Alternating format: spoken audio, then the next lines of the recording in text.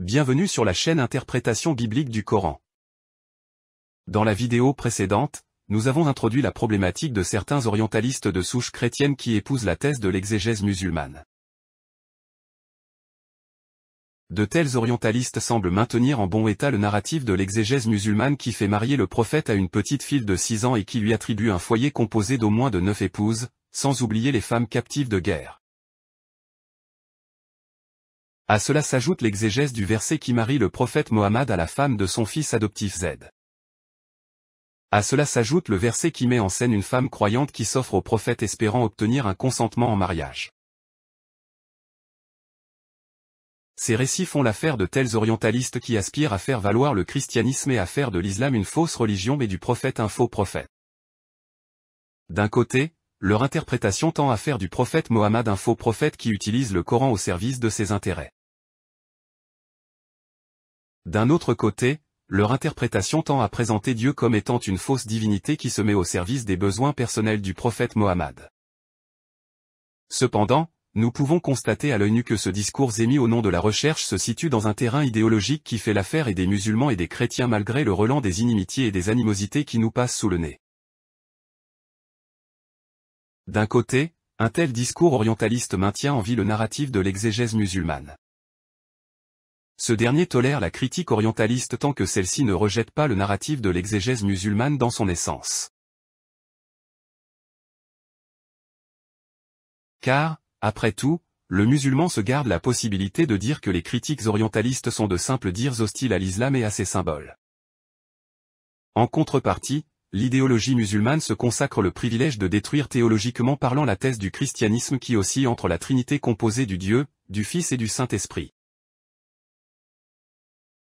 Dans ce décor, le jeu entre l'idéologie musulmane et l'idéologie chrétienne s'avère équilibré. Il répond en fin de compte aux besoins de la survie des deux religions tout en maintenant la flamme des controverses et des tensions des débats allumés entre les deux factions dans les deux bords. Cela étant, le chercheur intègre et impartial vis-à-vis des religions devrait s'apercevoir, en opérant à l'œil nu, que le Coran ne nous a jamais dit que Mohammed est le prophète du Coran. De même, le Coran ne nous a jamais dit que le prophète avait marié une fille de 6 ans. Aussi, le Coran n'a jamais dit que c'est au prophète Mohammed que la femme croyante s'est offerte pour mariage. Renier ce fait coranique revient tout simplement à attribuer au prophète Mohammed des choses que le Coran ne lui a jamais attribuées nominativement et expressément. La conclusion à retenir est la suivante. L'exégèse musulmane nous raconte des choses qui n'existent pas dans le Coran. Khadija n'existe pas dans le Coran. Aïcha n'existe pas dans le Coran. Hafsa, fille de Omar n'existe pas dans le Coran. Safia n'existe pas dans le Coran. La tribu Banu Qurayza n'existe pas dans le Coran. Waraka ibn Nawfal n'existe pas dans le Coran. Les 4 Aknaf, dont Waraka ibn Nawfal n'existe pas dans le Coran.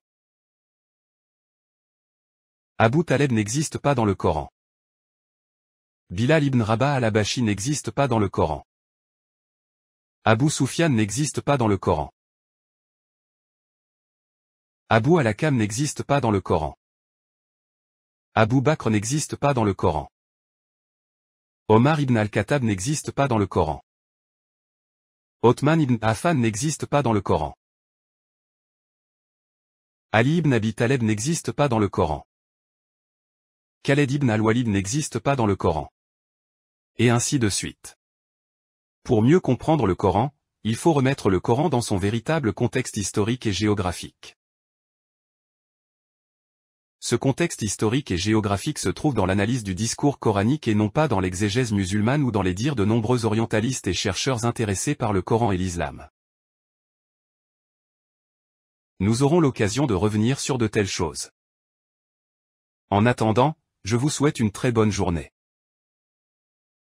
J'attends votre commentaire. En attendant, abonnez-vous à la chaîne, commentez et partagez. Au revoir et à la prochaine les amis.